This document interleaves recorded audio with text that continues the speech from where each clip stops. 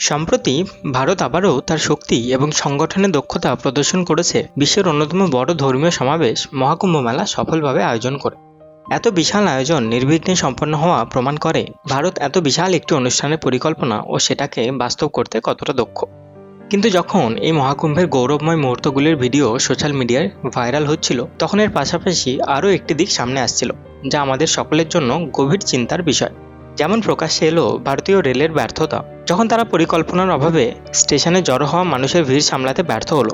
এমন দুর্ঘটনার খবরও এলো যেখানে এই অব্যবস্থাপনার ফলে স্টেশনগুলোতে পদপিষ্ট হয়ে অনেক মানুষও প্রাণ হারিয়েছেন। ওই সময় ট্রেনে এতটাই ভিড় হয়েছিল যে অনেক যাত্রী যাদের নিশ্চিত ট্রেনের টিকিট ছিল তারা চরম ভিড়ের কারণে ট্রেনে উঠতেই পারলেন না। হতাশা ও ক্ষোভে কিছু মানুষ ট্রেনের জানালা ও দরজার কাঁচ ভেঙে ফেলে, যার ফলে ভেতরে বসে থাকা যাত্রীরা আহত হন এবং সেই সঙ্গে ধ্বংস হলো সেই পাবলিক প্রপার্টি যা আমাদের সবার জন্য। তাহলে এটাই কি সেই শিক্ষিত সমাজ যার কথা আমরা বলে থাকি? তবে আমরা শুধু প্রশাসনের দোষ দিতে পারি না।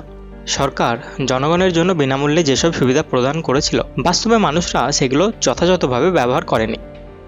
একটা খুব ইম্পর্ট্যান্ট টার্ম আছে সোসাইটিতে, সিভিক সেন্স, যার অর্থ হলো নাগরিক সচেতনতা বা সামাজিক দায়িত্ববোধ, যা একজন সচেতন নাগরিকের মধ্যে থাকা উচিত যাতে সমাজ সুসভ্য ও বাসযোগ্য হয়। এর মধ্যে অন্তর্ভুক্ত রয়েছে সড়ক আইন মেনে চলা, জনসমাগম স্থল পরিষ্কার রাখা, অন্যের অধিকার ও স্বাধীনতার প্রতি শ্রদ্ধাশীল হওয়া, সরকারি ও জনসাধারণের সম্পত্তির সঠিক ব্যবহার করা এবং সামাজিক শৃঙ্খলা বজায় রাখা। কিন্তু গোটা বিশ্বজুড়ে ভারতীয়দের নিয়ে ধারণা হয়ে আছে যে ইন্ডিয়ানস ল্যাক সিভিক সেন্স। এটা সবার জন্য সত্যি না হলেও এটাকে কি পুরোপুরি ভুল বলা যায়? আমরা কত উদাহরণ এমন পাবো যেখানে ফরেনার্সরা ভারত ভ্রমণে আসে আর কিছু অসভ্য লোকদের ব্যবহার দেখে ভারতীয়দের নিয়ে একটি খারাপ ধারণা নিয়ে ফিরে যায়। সোশ্যাল মিডিয়া ঘাঁটলেই এমন অনেক ভিডিও আর নিউজ দেখতে পাবেন যেখানে ফরেনার্সদের প্রতি অশ্লীল আচরণ করা হয়, বিদেশি মহিলা পর্যটকদের উদ্দেশ্যে ক্যাটকলিং করা, তাদের হেনস্থা করা, এবং এটা তো অনেক সময়ই দেখা যায় যেখানে লোকজন ফরেনার্সদের পার্সোনাল স্পেস লঙ্ঘন করে আর তাদের অনুমতি ছাড়াই সেলফি তোলার জন্য জোরাজুরি করে। দুর্ভাগ্যবশত এই ধরনের আচরণ শুধু এতেই সীমাবদ্ধ নয়, বরং কিছু ক্ষেত্রে এটি ভয়ঙ্কর অপরাধের রূপ নিয়েছে, যেখানে বিদেশি মহিলা পর্যটক ভারতীয় শাসনের শিকার হয়েছে, যেটা আমাদের দেশের জন্য চরম লজ্জার বিষয়।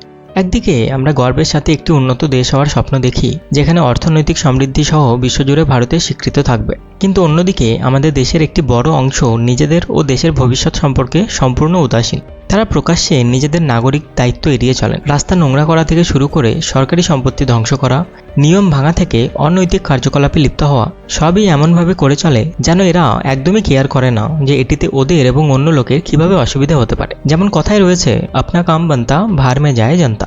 যদি দেশের নাগরিকরাই এরকম দায়িত্ববোধের অভাব দেখায় তাহলে সেই দেশ কিভাবে এগোবে? উন্নয়ন শুধুমাত্র দেশের ভালো ইনফ্রাস্ট্রাকচার বা জিডিপি বৃদ্ধির মধ্যে সীমাবদ্ধ নয়, এটি মানুষের মানসিকতা এবং তাদের আচরণের উপরও নির্ভর করে। না হলে এমন উদাহরণ আপনারা দেখতেই পান চারিদিকে, যেখানে মানুষদের ভালো সুযোগ সুবিধা দেওয়া সত্ত্বেও সেটিকে ভালোভাবে ইউজ করা তো দূরের কথা, সেটাকে নষ্ট করার আগেও দুবার ভাবছে না। যতদিন না আমরা নিজেরা আমাদের দেশের সুনাম ও ভবিষ্যতের মূল্য দিচ্ছি, ততদিন সত্যিকারের একটি উন্নত ভারতের স্বপ্নই থেকে যাবে। অতএব যদি আমরা সত্যিই উন্নত ভারতের স্বপ্ন বাস্তব করতে চাই, তবে আমাদের প্রত্যেকের উচিত নাগরিক দায়িত্ব পালন করা, শৃঙ্খলা বজায় রাখা এবং দেশের সুনাম ও ভবিষ্যতের প্রতি যত্নশীল হওয়া। উন্নয়ন কোনো বাইরের পরিবর্তন নয়, বরং এটি আসে আমাদের নিজেদের মানসিকতা ও অভ্যাসের পরিবর্তনের মাধ্যমে।